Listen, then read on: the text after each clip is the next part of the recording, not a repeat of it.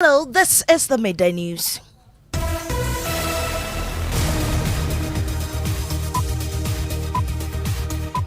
The news is live on Joy 99.7 FM in Accra, on Love 99.5 FM in Kumasi, and over 30 affiliates across Ghana, 16 regions including Radio Justice Tamale, Radio Pando Fafa, Radio Georgia, and Jata FM Karaga. We're also live on X Spaces, Facebook, and myjoyonline.com interactive app. The Midday News is sponsored by Petrosol, your clean fuel in full quantity. Petrosol, always a delightful experience. Also brought to you by Geoplus Ghana Limited, producers of quality PVC and HDPE pipes, and water tank, the only water storage tank with a level indicator. Where Geoplus goes, water flows. This afternoon, NPP MPs in Parliament, led by First Deputy Speaker, kick against change in their leadership, warning no one outside the caucus in Parliament can change their front bench. The majority caucus have not made any changes in its leadership. The majority caucus has not contemplated making any changes to its leadership.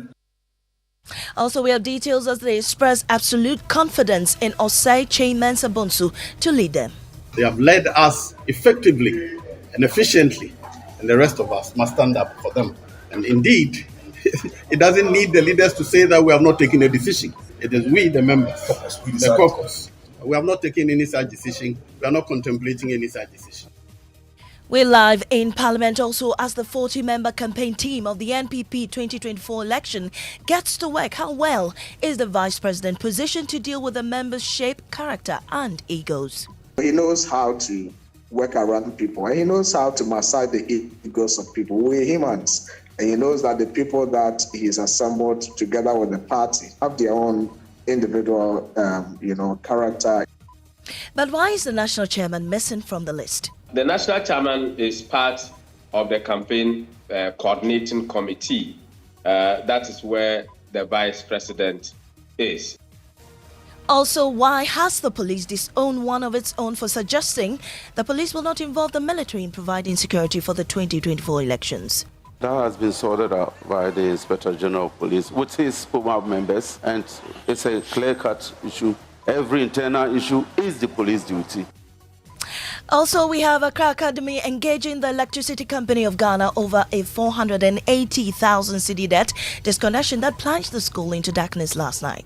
If I stand on previous orders, it would have to do with a commitment of about 50% payment before they are reconnected. Otherwise, someone has to guarantee for them. We'll hear from the External Communications Director and the school, and we have sports. Well, Ghana's national table tennis team have been forced to train in darkness after the Electricity Company of Ghana cut power supply to the Accra Sports Stadium. And much later, West Africa Network for Peace Building issues a strong alert warning of more unconstitutional changes in West Africa by the military. This afternoon, Joy News goes exclusive with the president of ECOWAS Commission, Dr. Omar Alioturi, as he outlined measures being deployed to tackle the crisis. So I don't think anybody can face insecurity alone. That has been proven all over the world. So that is why it is important we all stay together and face the challenge that is facing the region. I am Maame Nyamekye Thompson. Please stay for details.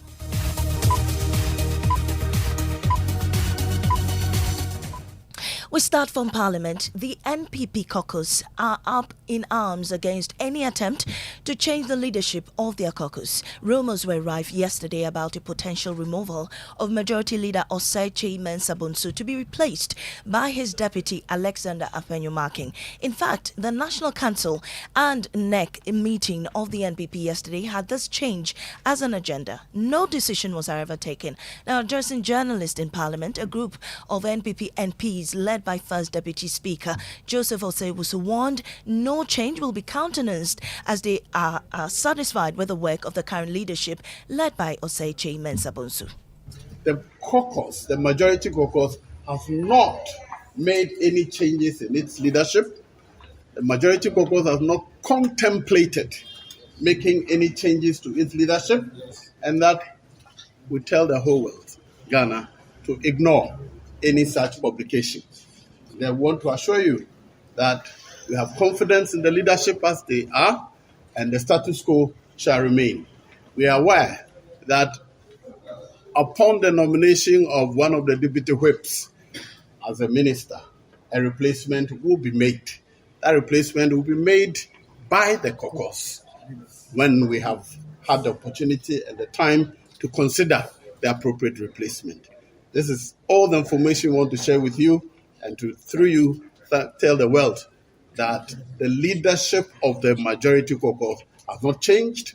We have not contemplated any change, and we do have no intention to effect any changes in the leadership of the majority caucus. And you had First Deputy Speaker in Parliament, Joseph Osei Wusu, leading that charge there. Well, let's cross over to Parliament, where our first Parliamentary Affairs correspondent, Kweku Asante, joins us live. Kweku, which other MPs are backing his position? Well, a number of the Asante caucus of the NPP really backing this. The Member of Parliament for Subin is there. We have a number of key Patriotic Party MPs who lead business on the floor, all backing this position. There are about 30 of them around the first Deputy Speaker, I should say, when he addressed the news conference a while ago. And so their position is clear that they are backing Osei Chairman Sabosu. Right, Honorable Speaker, your constitution says you appoint your leadership in consultation with the party. Which constitution? The MPP's constitution. That regulates MPP. The Parliament of Ghana has adopted standing orders which places the selection and change or otherwise of leadership in the hands of the caucus and not anybody outside Parliament. Why do we not see the current leadership of the majority doing the press conference as it is now? But it's you. They are busy in the chamber, and it's about them. It is about them. The rest of us must stand up for them. They have led us effectively and efficiently, and the rest of us must stand up for them. And indeed, it doesn't need the leaders to say that we have not taken a decision. It is we, the members, the caucus. We have not taken any such decision. We are not contemplating any such decision. Mr. Speaker, is there an external attempt to remove Osei Chairman Sabosu as Speaker of your leader of your caucus? I'm not aware of any such thing. Nobody has discussed that with the caucus. And since nobody has the power to do that outside the caucus, there may be rumors and intricacies, but the caucus in Parliament is not aware of any attempt to remove anybody. Thank you. Well, Koko, what has the caucus been telling you of an attempt to remove Osei Chairman Sabosu? Well, the information we are picking is that yesterday's rumors that the deputy majority leader was set to take over from his boss, Osei Chairman Sabosu, were just attempts to force the hands of the party. And now the National Council and the National Executive Committee of the party were really contemplating about how to replace Lydia Sarah Al-Hassan, who has now been appointed as a speaker. Some attempts by persons within the New Patriotic Party is what these MPs are thinking may be a plot to remove Osei Chairman Sabosu. Remember, just a few days back, the understanding was that Osei Chairman Sabosu was going to be the Minister for Foreign Affairs, and the Minister for Foreign Affairs was going to be moved on. That did not happen. So the expectation is that Osei Chairman Sabosu will at least see his term over as the majority leader until the end of this meeting. And so these claims that are now coming in from some sources within the majority caucus is that there may be certain elements within the New Patriotic Party who want just to oust the majority leader and place their favorites in leadership. Something they see they're going to resist every step of the way. Right. Thank you so much, Kweku Asante is our parliamentary correspondent. Now, away from that, egos divergent views at play, but Dr. Gideon Boako, who speaks for Vice President Dr. Maame Bawumia, is confident the 40-member NPP 2024 campaign team will bury differences and work for the party's victory in the December elections. General Secretary of the NPP, Justin Kodia-Frimpong, yesterday announced the party's presidential campaign team after a NEC and National Council meeting of the party with advisory roles for President Akufo-Addo, former President John Kufuor, and others. Their main task is to ensure electoral victory for Dr. Bawumia and the NPP, but the ability to work together is a concern for many. Dr. Gideon Boako tells Joy News the Vice President has the temperament to move the team towards the goal. The Vice President works with a team of ministers and deputy ministers, CEOs and deputy CEOs, government agencies, civil servants, all manner of persons across the country. And the Vice President, Dr. Bawumia, as I have known, has proven beyond that over time that he is a team player. He's a good listener and he knows how to engage people. So that in itself is not going to be a problem for him, having to navigate across the diverse group of persons or individuals who have been assembled to form the team that we are seeing today. So on his part, I can say that he has that temperament and attitude and character to be able to associate and work with everyone. Well, conspicuously missing on the list is the national chairman of the NPP Stevening team, but Deputy General Secretary of the NPP, Haruna Mohammed, says there's a defined role for him. The national chairman is part of the campaign coordinating committee. That is where the vice president is. The vice president and the flag bearer is the chairman of the national campaign committee. And there are members of the national campaign committee that includes the national chairman, the general secretary, and all the 16 regional chairpersons. So the national chairman's work is very huge, and where he could be put and accorded the needed respect is to be part of the national campaign coordinating committee. Well, let's stay a while longer here. Now, in a related development, the Ghana Police Service has expressed outrage at what it calls an unfortunate statement made by Deputy Commissioner of Police Gabriel Prince Wabo during the launch of Joy News' Election 2024 comprehensive coverage. Now, the DCOP indicated that the military will not be involved in security operations in the 2024 elections. But the Ghana Police Service, in a release, says that the Deputy Commissioner of Police stated did not represent the views of the service. Before we bring you the statement from the police service, let's bring you exactly what the DCOP said. But if you looked at 2023, the elections that we conducted you could see that all were incident-free. This is the status, and we have learned out of it, we have taken notes out of it, and so we know where we are moving What forward. have you learned out of these? Like how we organize it, how we organize all those elections that within last year, and whatever happened in 2022, a lesson has been learned out of it. We're not maybe going to involve the military as it were, because it was not even the police that came out with this issue. So it's going to be only the military, the police, the prisons, fire, and then immigration. That is going to conduct these elections. They are going to support us. It is our baby. It is the police baby, but we want to co-opt in our sister security to assist in one way or the other. Well, Joy News editor Fred Smith joins me with details of that police statement. Fred, what does the statement say? Well, the statement is signed by ACP Grace Ansa Kofi, who's Director of Public Affairs at the Ghana Police Service, and it says that the statements made by DCOP Mr. Gabriel Prince Wabo concerning election security are unfounded and do not represent the position of the Ghana Police Service. And it adds that the police would therefore like to dissociate the Ghana Police Service completely from the statements and apologize to the Ghana Armed Forces. The conduct of the officer, it says, is being subjected to internal disciplinary processes of the Ghana Police Service. It adds that, quote, the police, we want to state that under the National Election Security Task Force architecture, the Ghana Police Service works with all other security agencies, including the Ghana Armed Forces, to ensure peace, security, law and order before, during and after the elections, and the approach to the 2024 general elections will not be different. It concludes by saying that the police service wishes to appeal to the general public to continue to support them and other sister security agencies as they work together to deepen their democratic values during the 2024 elections and beyond. Thank you, Fred Smith. Meanwhile, a security analyst, Dr. Adam Bona, says though what DCOP Gabriel Wabo said may not be the official position, it's the way to go. For internal security, and all about internal security, the foremost security organization that must deal with it is the police. And so, and that also includes elections and elections-related activities. So I would say that election is a matter of internal security, but that's notwithstanding. When it comes to general elections, you will realize that the police is usually overstretched. And if you look at the police-citizen ratio, at the moment we should be doing about probably 1 to about 850.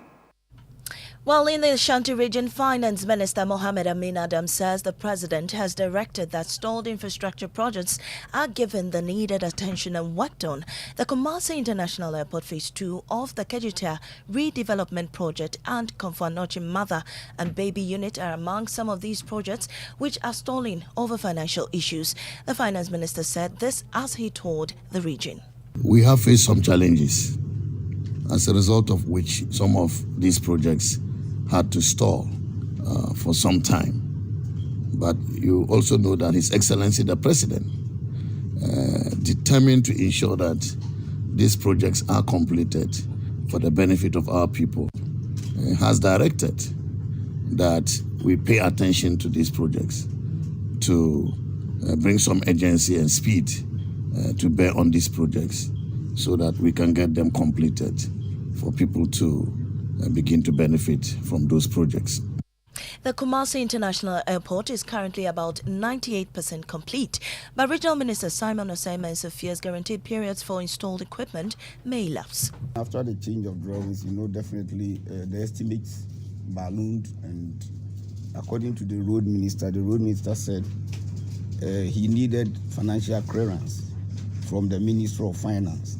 I'll plead that you work on that one for us, because demolitions are going on. Even though I'm not a technical person, I can say for sure that the contractor has sunk something above 300 million into that project. The new contract was not being signed because the Minister of Road and Highways did not obtain clearance from the Minister of Finance. So if you can work on these two for us to help. Well, the Finance Minister is expected to meet the Asantini Otufo to the second. Nana Yaljima has been following the Minister and joins us with more. Nana, what more can you report from this tour? Do we have Nana Yaljima on the line? Unfortunately, he cannot hear me. We move on. Now, following a disconnection from the national grid over an unpaid debt of 480,000 cedis, the Electricity Company of Ghana has commenced talks with Accra Academy's management.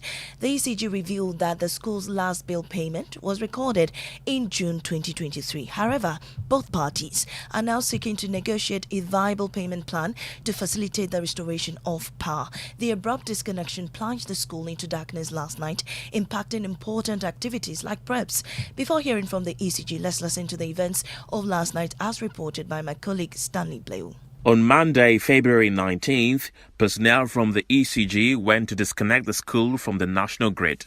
Teachers' bungalows, which consume prepaid credit, were also not spared.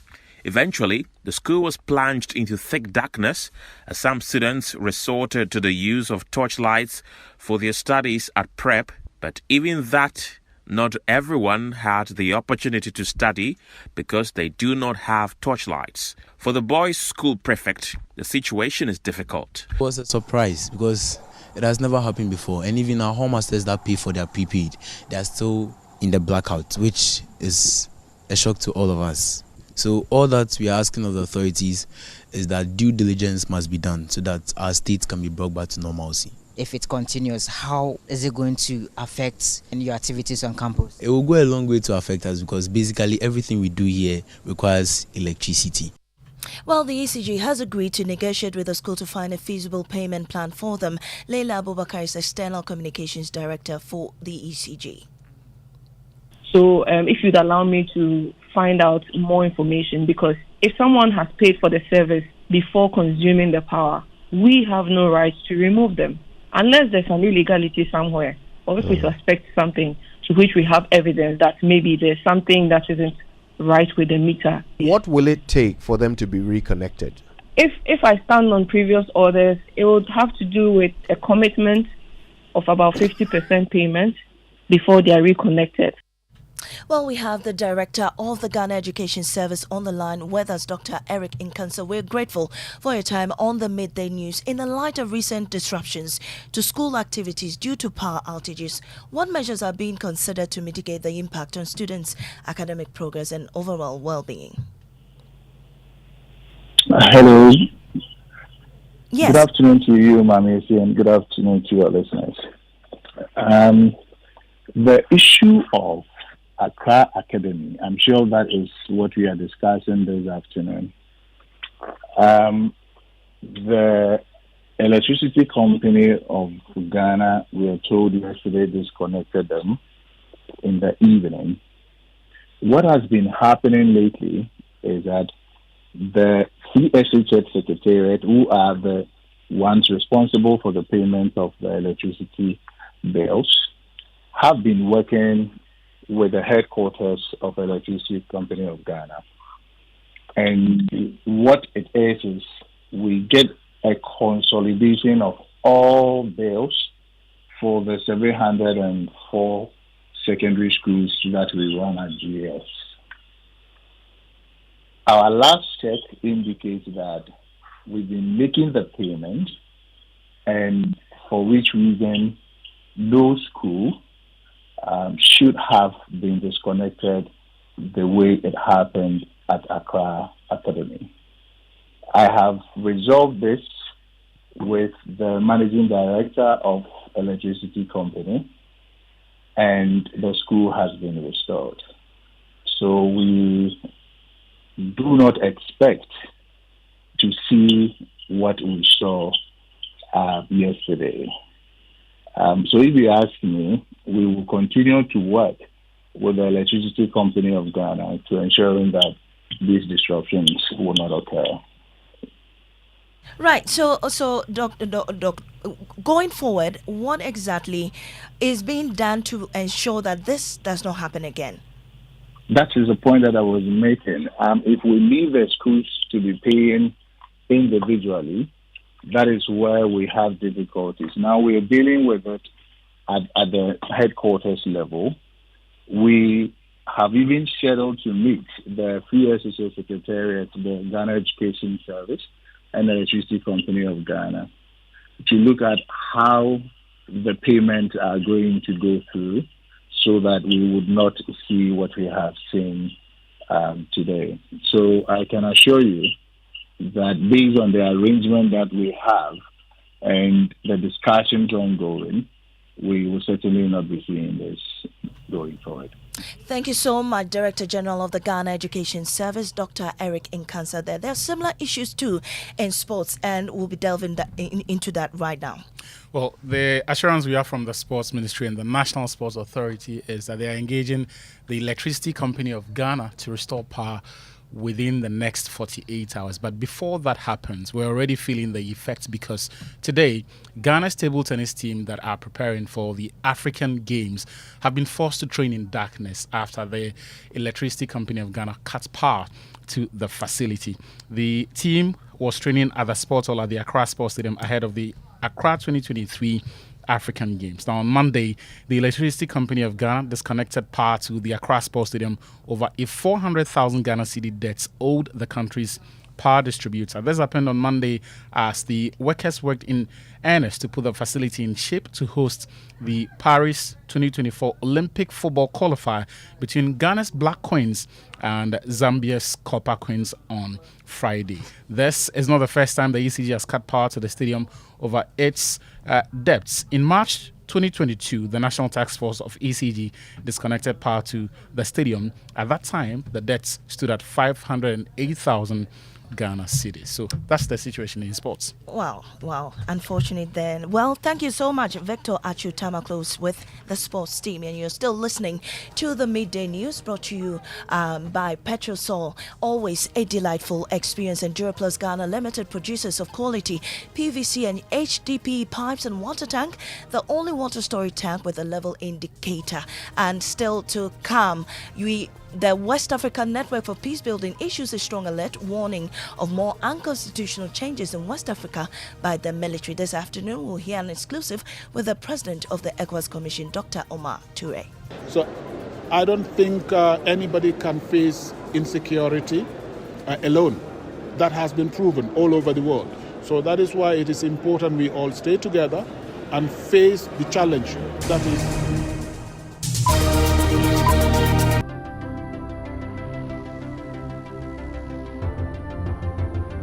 when budgets are tight and money difficult to come by. You want to be sure you get the best value for your money. These are not times to be spending money fixing expensive engine problems because of cheap fuel and lubricants. Drive to a petrol source station today and buy your quality fuel and lubricants, and rest assured of fuel that lasts long and lubricants that prevent expensive engine problems.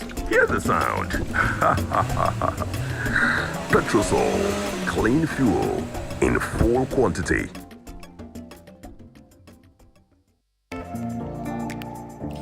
Dive into a new era of news consumption with myjoyonline.com, your go-to destination for cutting-edge journalism, giving you the most credible stories from business to politics and from sports to entertainment. Myjoyonline.com introduces an upgraded news website meticulously designed to empower you with an enriched browsing experience like never before. Experience the future of news browsing with myjoyonline.com.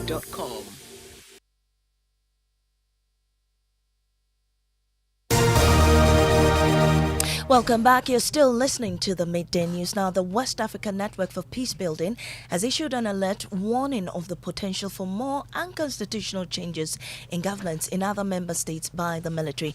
The group says the precarious political situation in West Africa is complicated by the weak regional responses to actions of the Sahel countries and ongoing constitutional coups in member states. Now, a couple of weeks ago, Niger, Mali, and Burkina Faso announced their official exit from ECOWAS with immediate effect. However, WANEP says there might be more coups, judging from the trends of instability in Senegal and other West African countries. Head of Joy News' Diplomatic Foreign Affairs Desk, Blessed Soga, joins me with more. Blessed, what are the main concerns? Also, Maame, WANEP is writing on behalf of some 750 member organizations working across 15 member states of West Africa, and they are pointing out some 5 major concerns, with the ultimate grounds being sanctions, the latest ones imposed on Mali, Niger, and Burkina Faso. The belief is that the situation is being aggravated by ECOWAS's posture to the emerging political crisis in Senegal as well. So they believe that this portends more unconstitutional changes of government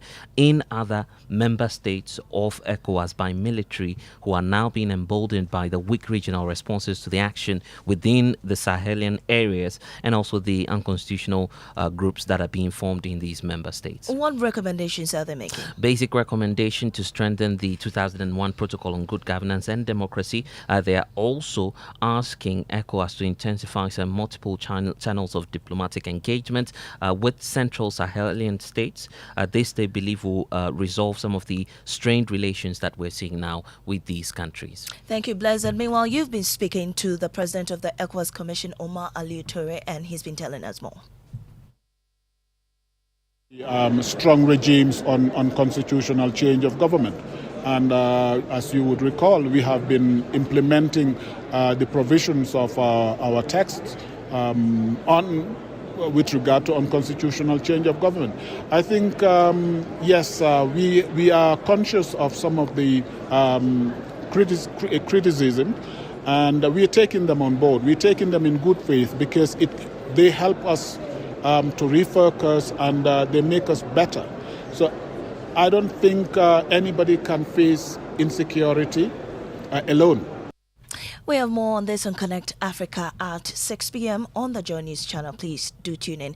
Now, Liberian Vice President Jeremiah Kong says he admired former President George Weah's posturing after he lost the general election in the country's last elections. Weah lost in the November 2023 election to the opposition party led by Joseph Boakai after a tight race. Speaking exclusively to Benjamin Akakpo in a yet-to-be-aired interview on AM Exclusive, Kong said, though Liberia staggered on the brink and the situation could have gone out of control, President Weah's concession put the country in a good light. So I think it's a good thing, and I'd like to use this public forum to say thank you to President Weah for that, because the country was on edge, and on the contrary, things were gone out of hands. I believe there were people telling him, look, you cannot do this to us, but he conceded. Look, when he conceded defeat, it happened overnight. I was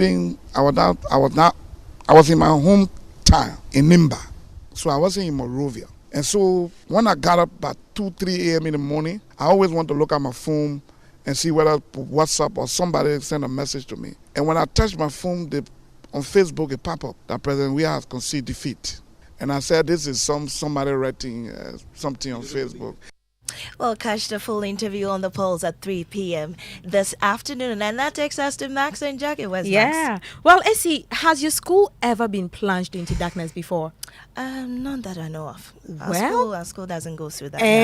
Well, anyways, Accra Academy is on top of trends, as we said earlier, about their school blacking out as a result of ECG disconnecting the power. So people have been expressing their opinions, asking a lot of questions, but some of the view that like some of the students might probably be enjoying this. They might be missing out on preps and all that. You don't have to go and, read and all that. Yeah. So netizens have been expressing their opinions on this. But we also have the Black Queens trending. People have shifted their focus and support to the Black Queens ahead of their game on Friday. Okay. After the heartbreak that we had from the Black Stars. I hope they recover. Yeah. Anyway, thank you, Jackie, for the trends. And that's it for the Midday News on Joy 99.7. It was also live on Love 99.5 FM in Kumasi and over 30 affiliates across Ghana's 16 regions. Up next is Pastor Mensa Audible.